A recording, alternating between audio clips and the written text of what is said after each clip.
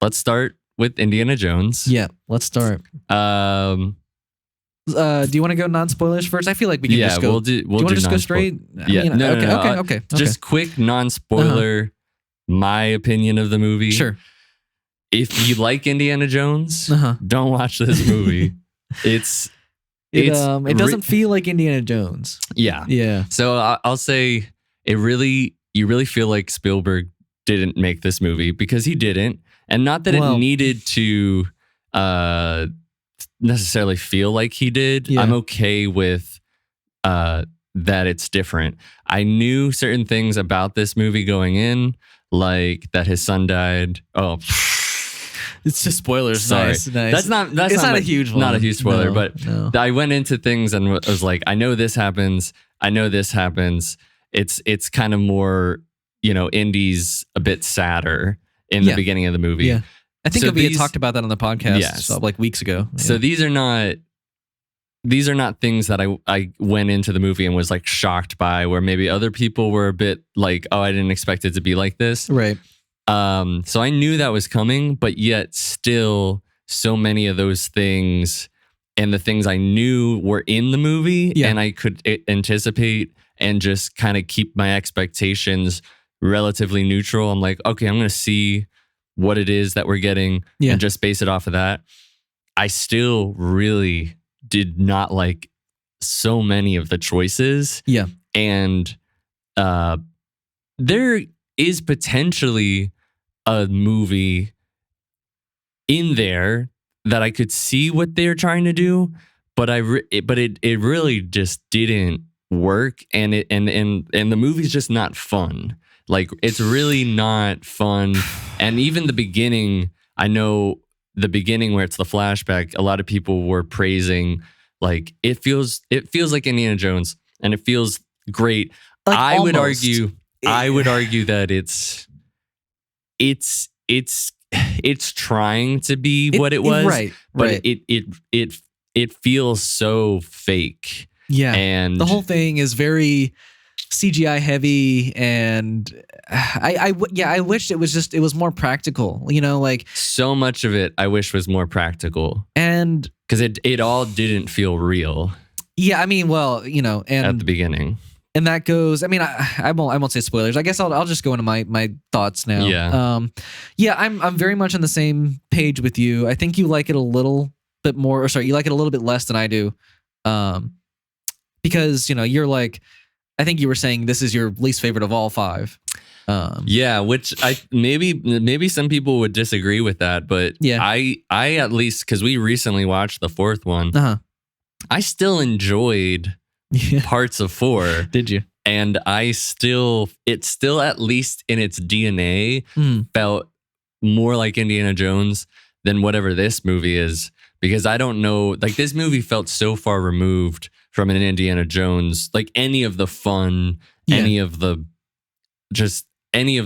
adventure just feels, I don't know what it was. Yeah, like, there's just none of the DNA in it. My expectations were low coming into this because I had heard a lot of negative things, but I guess the stuff I was expecting to be really bad, like the rumors of time travel, that wasn't what killed the movie for me. It was like, to me, it was the setting him up with a sad, like, beginning story.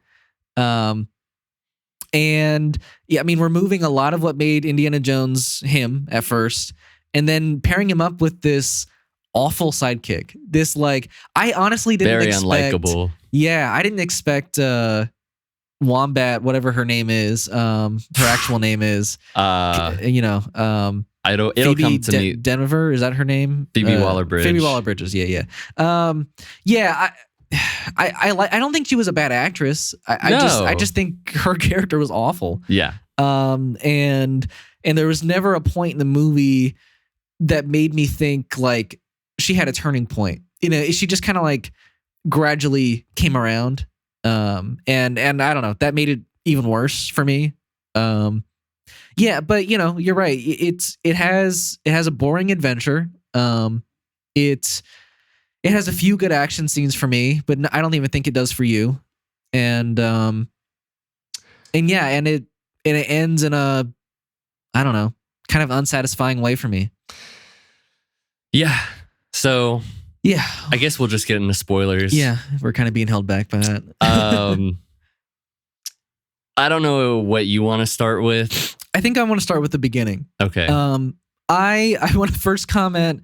And here's the thing: the first trailer that came out really fooled me because I was so hyped for this movie when the first trailer came out. I was like, this looks so good. Young Indiana Jones looks good, like CGI. It did look good in the trailer. But when you saw it in the movie for like a straight half an hour, it was distracting to say the least. It was like 75% of the time when his head would move or was in like good lighting, you could just tell easily, and that's just a bummer. Yeah. I could, even though it was distracting, if you just take even that out of it. Yeah, sure. I mean, very flat Indiana Jones dialogue. Sure. Very flat action scenes. So much. There was just like some scenes that just didn't make sense. Like how when he knocked out the driver and just like threw him out of the car, and then people just came to the back passenger seats and didn't notice the body on the ground. You're just like, what? How is that possible? Yeah. So like there was just points where I knew that car he was driving and plowing through the fields and things hitting it and whatnot was not real. Yeah, sure. It was so dark that I didn't even know what I was looking at sometimes. There was a few times in the movie it got that way where it'd be so dark you're like, what is even happening? Yeah. Yeah. I'm happy that Harrison Ford really likes this movie and is happy. I think he just likes playing Indiana Jones. I don't even know if he likes the movie or not. But I really wish that they would have not done the CGI face go back in the past thing. Or just make that scene way shorter, Yeah. Like just keep him in dark lighting and just make it work. But Or have somebody else fill in Harrison Ford's younger Indy shoes if you're gonna do it. I think that only works if it's a time period we haven't seen him in yet. You know how like in the beginning of Last Crusade he was young, like River Phoenix played him. Like that worked because we hadn't seen young Indiana Jones yet. I don't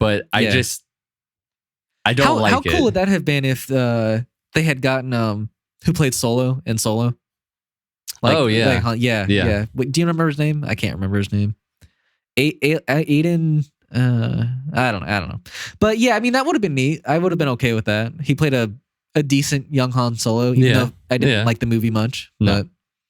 But I mean, you get introduced to, and I do like the friend character. I think he's a decent character, Baz. Yeah. You get introduced to him and their origins with the Antikythera. Which is the Archimedes dial for the big plot device of the movie. And I here's the thing. I did kind of like the fact that they were searching for like the lance of. Do you remember what that was? It was like the lance that drew blood from Christ. Because that was like an actual artifact that like Hitler looked for during the war. So I was like, okay, this all is like making sense, but everything around it didn't work for me, I guess.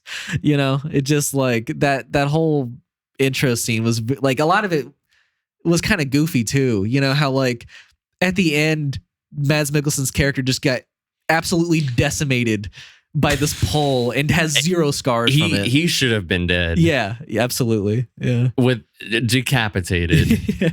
There's no way. I don't know how any character and like I was saying to you, I think I remember seeing him have when you see him older, him having like a hearing aid in. Oh, right.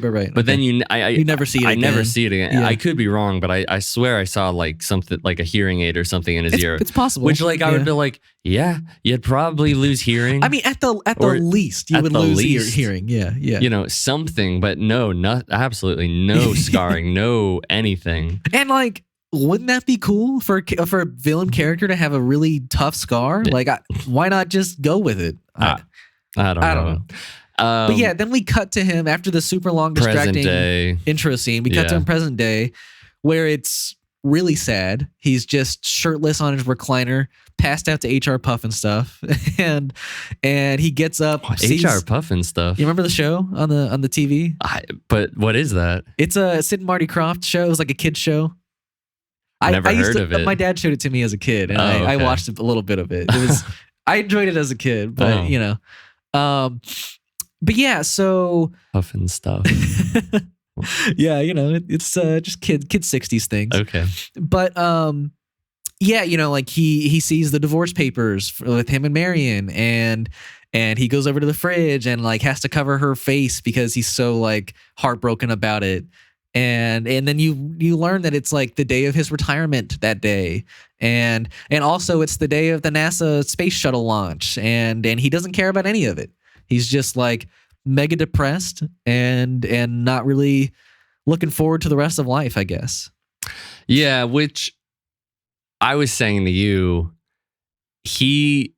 I would imagine that he would be somewhat interested in the exploration of space, considering of aliens from the last movie. You're like, yeah, you could possibly encounter those aliens now, but I don't know. I can also see it from the perspective of there's nothing to be discovered. Like all the things that are worth being discovered is like the history that's already happened the history of man, right? Yeah, on Earth.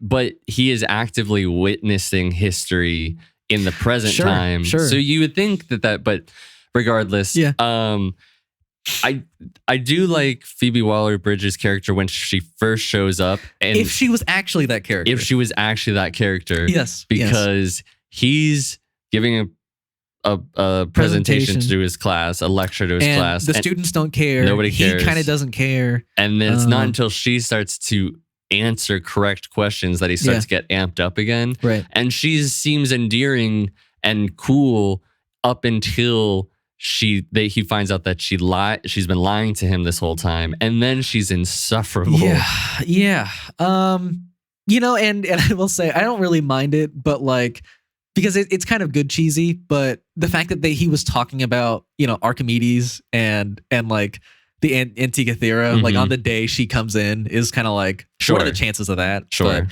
But, yeah. So you finally find out once like he shows her the half of the Antikythera that he hid, that she had remembered everything from a kid. You know, how he had stole the Antikythera not stole, but took it from her dad and said he was going to destroy it.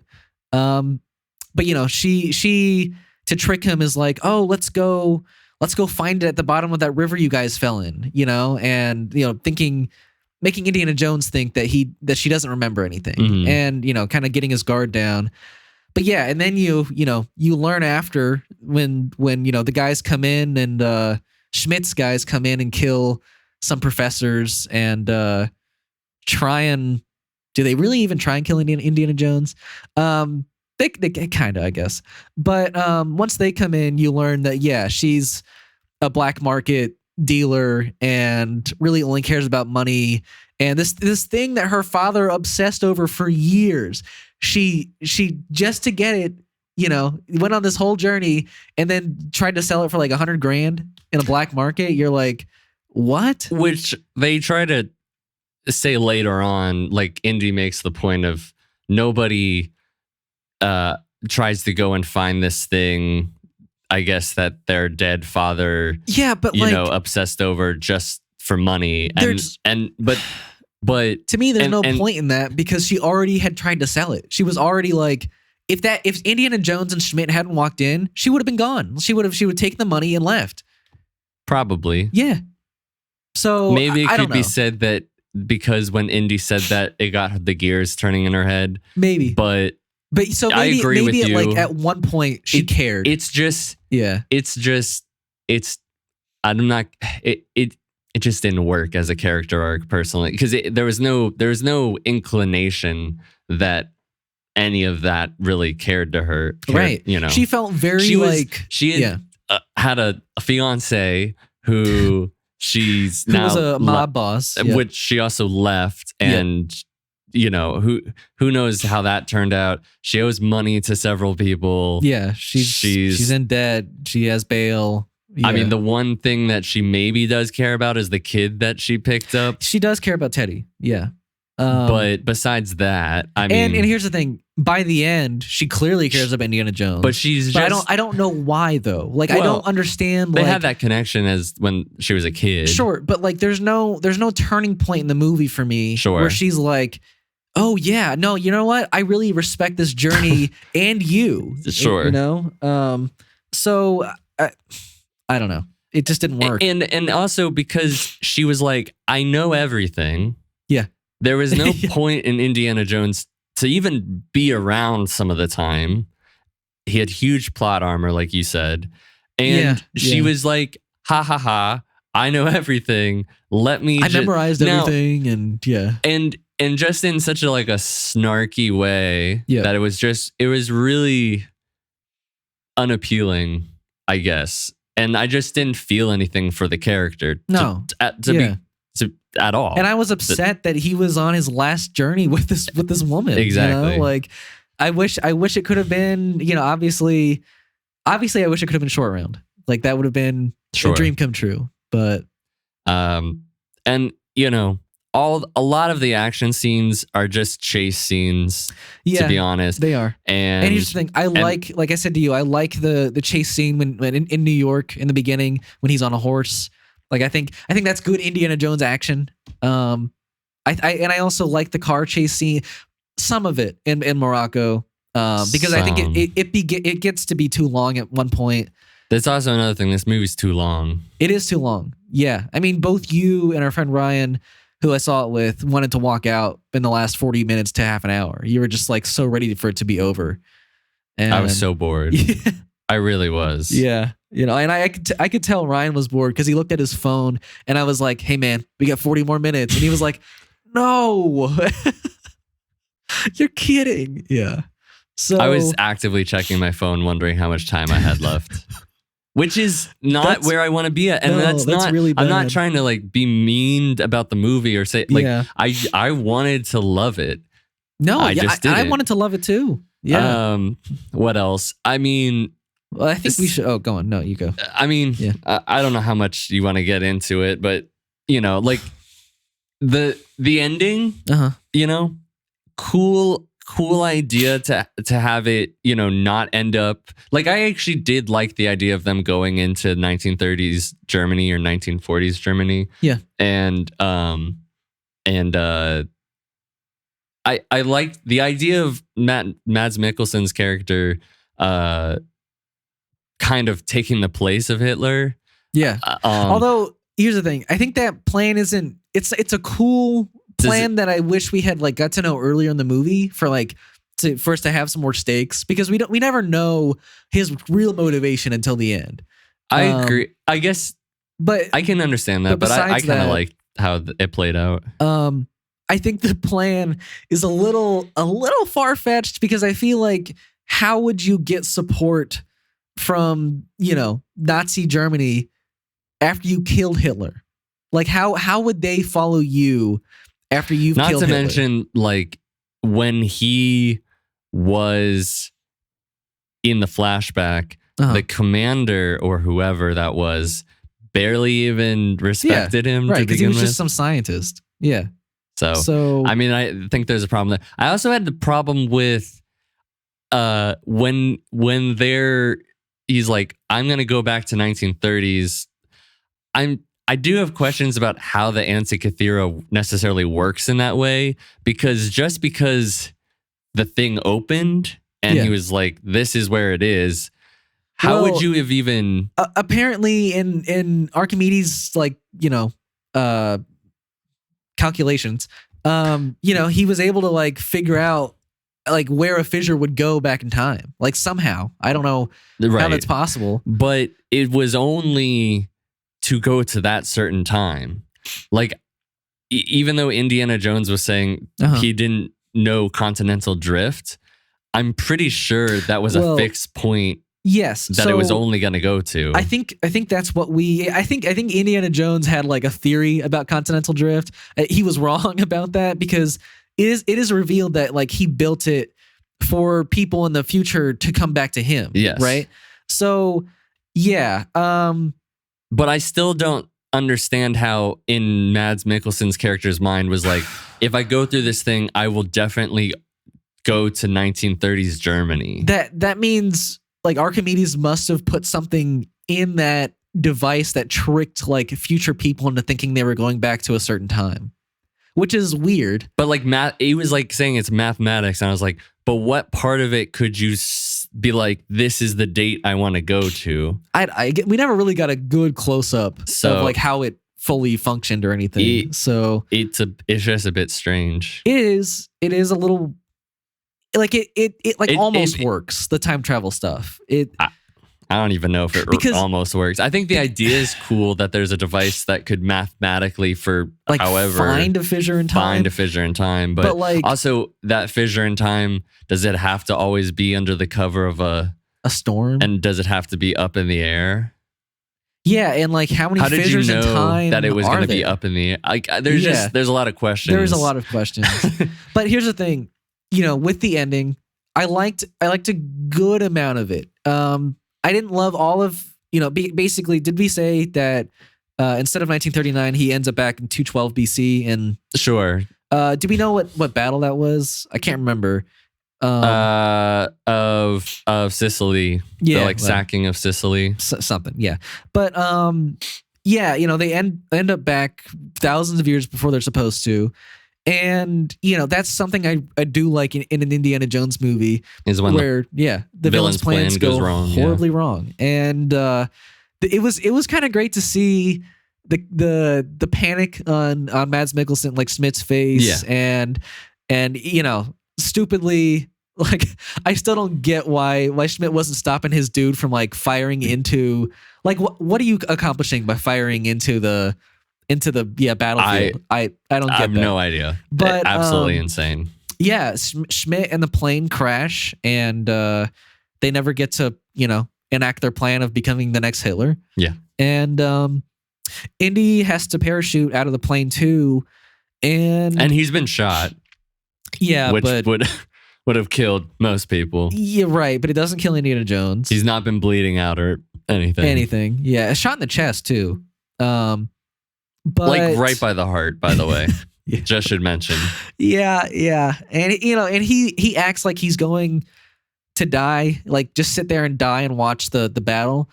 But then, Archimedes comes up and he's like, let me, like he says to Wombat, like, let me stay in the past.